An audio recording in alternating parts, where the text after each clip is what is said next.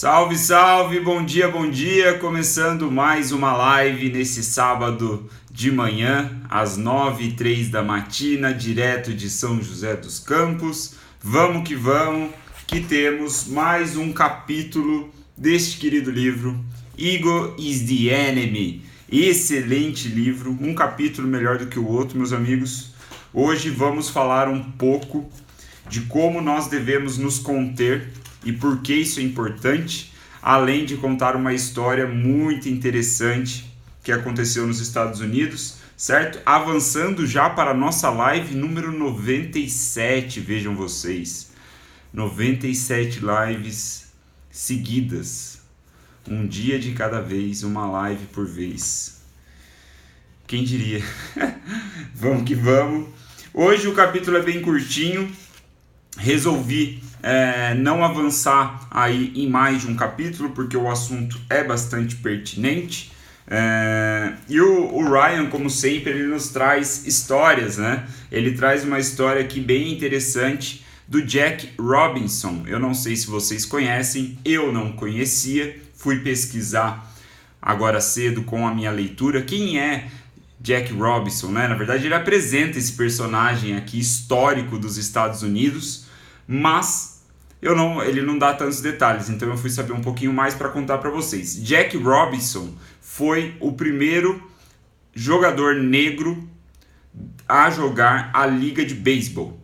Lá na década de 40, 1940, né, 1900 e Guaraná com rolha, os Estados Unidos ainda tinha aquela segregação racial, era muito forte isso na sociedade. E o Jack Robinson, ele foi o primeiro jogador de beisebol negro, né, a jogar ali na liga profissional. Então, só de falar isso, vocês conseguem imaginar qual era o contexto, qual era a realidade desse atleta, né? O que ele provavelmente não, o que ele passou de fato, né? Como ele era julgado, como ele era tratado. Facilmente nós conseguimos entender isso, certo? E aí vem o fato interessante aqui da história, né, que o Ryan nos apresenta. Ele diz que o Jack Robinson, ele já tinha 28 anos quando ele começou a jogar beisebol, né? Ele estava ali se interessando, ele fez o processo para entrar na liga profissional, ele já tinha 28 anos, então ele já era um homem, né? Era um homem formado, ele tinha passado já da adolescência, ali tinha passado dos primeiros anos como adulto, né? Então ele já era um homem formado, e por ser um homem formado ele já tinha vivido muitas coisas no que diz respeito dessa segregação racial, né? Do preconceito que existia na época. Posto isso, ele ainda também já tinha passado pela carreira militar. Ele era militar, ele foi militar, não sei por quanto tempo, não lembro agora. Ele cita aqui que ele se aposentou da carreira militar em 1944. Em 1945 ele se tornou aí já um jogador de beisebol, primeiro jogador negro de beisebol, né, a jogar a liga nacional, ali, a principal liga.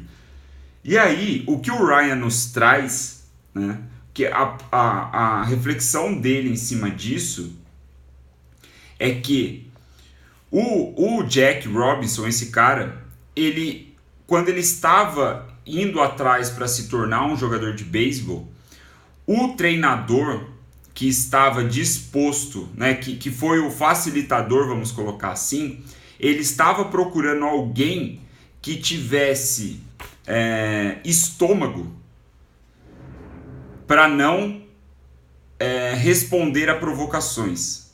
Por algum motivo, lá na estratégia dele de jogo, no que ele estava precisando, era esse cara que ele queria.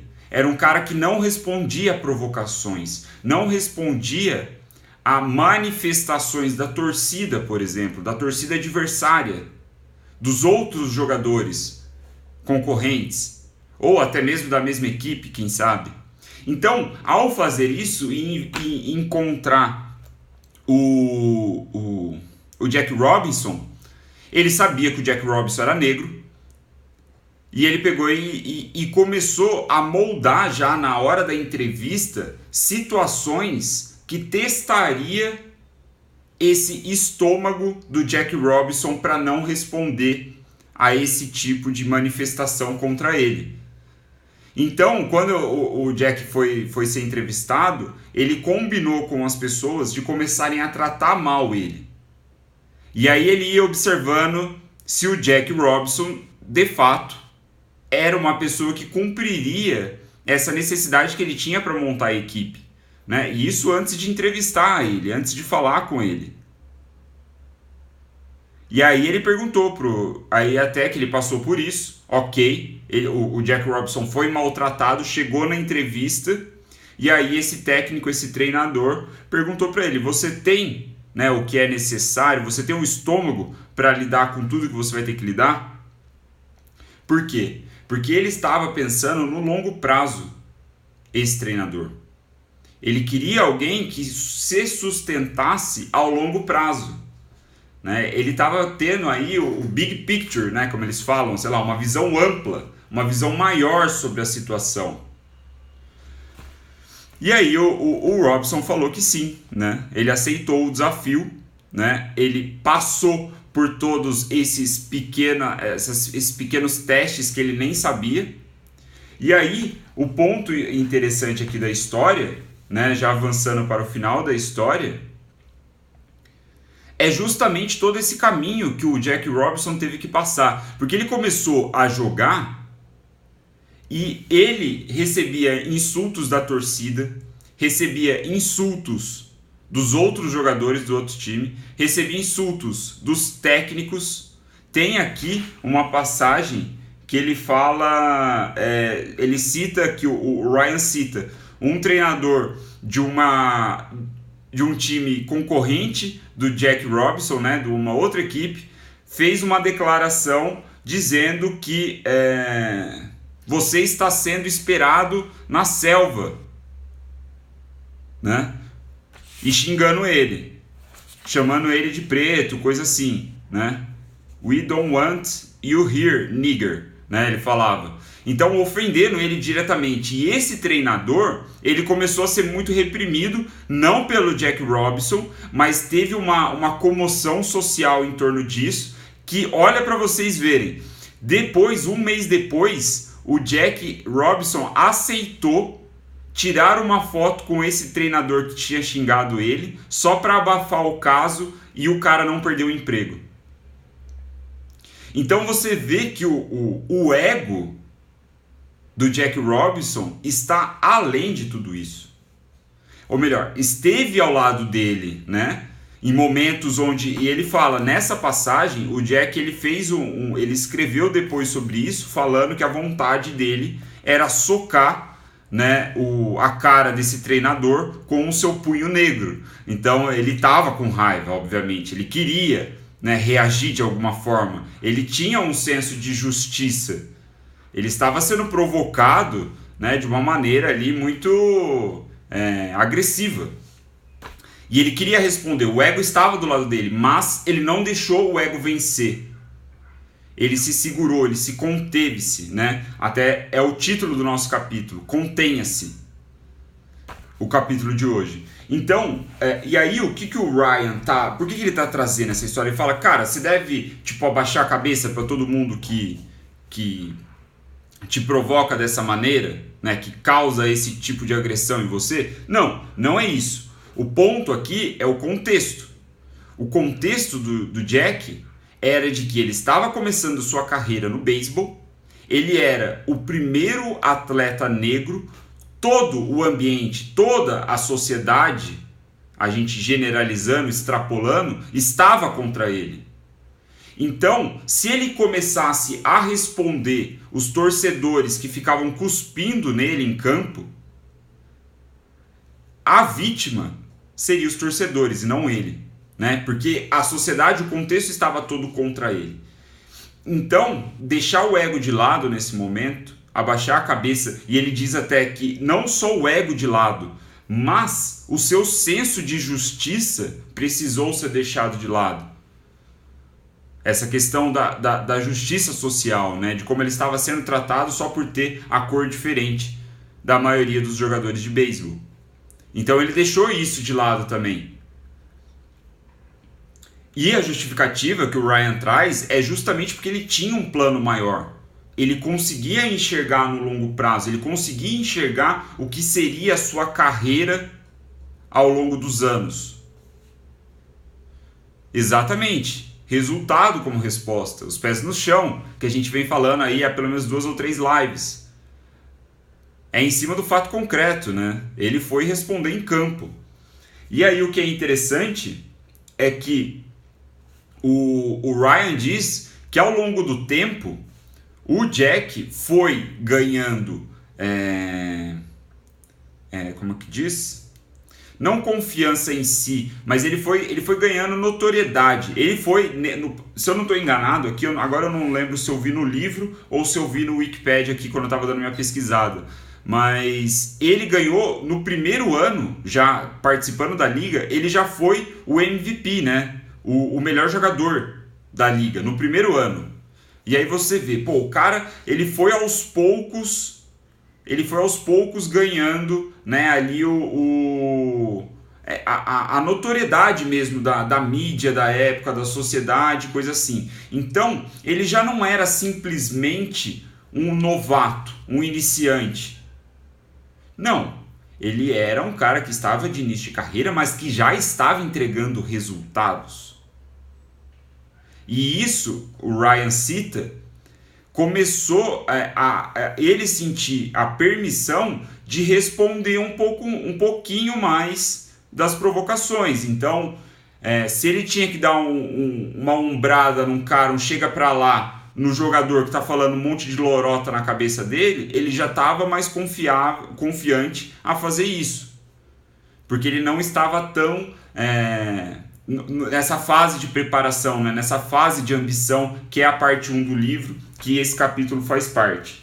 Então, aqui o ponto é, mais uma vez, o ego não te ajuda em nada, né? O ego não te ajuda em nada porque está muito cedo para qualquer reação. Você precisa ter o seu foco nas ações, né? Nas ações que te levam para onde você quer ir. O Marcelão citou aqui, lembrei quando jogaram uma banana no campo de futebol quando o Neymar foi bater um escanteio. Na verdade foi o Daniel Alves, foi no Barcelona, eles estavam jogando ainda no Barcelona, não foi o Neymar, não, eu lembro disso daí. Foi o Daniel Alves que comeu a banana. E aí,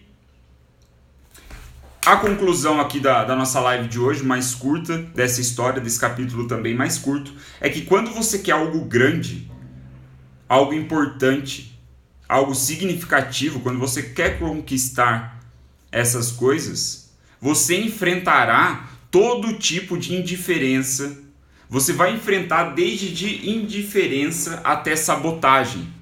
As pessoas estarão naturalmente contra você, vamos dizer assim. Não necessariamente, não contra você como se você fosse importante, mas as circunstâncias vão trazer indiferenças. Em alguns momentos podem trazer sabotagem, e a sua reação nesta fase inicial não ajuda em nada, né? Combater nessa indiferença, ou dando atenção para toda essa sabotagem que estão fazendo contra você, contra o seu trabalho. Você deve ignorar essa merda. Assim como, né, guardadas as devidas proporções, o Jack Robinson ignorou quando ficavam chamando ele de macaco, quando ficavam xingando ele só porque ele tinha cor diferente dos atletas de beisebol da época. Então esse é o ponto central aqui. Então o ego, ele está ao seu lado nesse sentido, falando, incentivando que você responda,